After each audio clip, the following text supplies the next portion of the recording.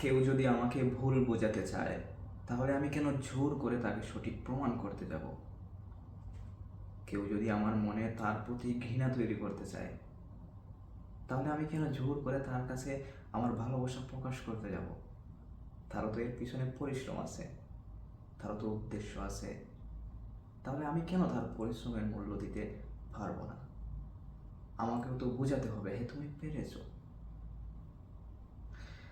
যে থেকে যাওয়ার সে একটা শিকড় ধরেও থেকে যাবে, আর যে চলে যাওয়ার সে আপনার তুচ্ছ কথাকে পুঁজি করে এমন পরিস্থিতির সম্মুখীন করবে যেন ছেড়ে চলে যাওয়া যায়। দিন শেষে ছেলে মানুষের ব্যক্তিত্বটাই সব কিছু।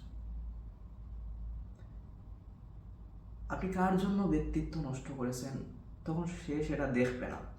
তখন সে দেখবে তুমি একটা ব্যক্তিত্বহীন পুরুষ। সো নিজের ভালোবাসার মানুষের জন্য হলেও ব্যক্তিত্বটা নষ্ট করো না। এটাই পুরুষের সম্বল।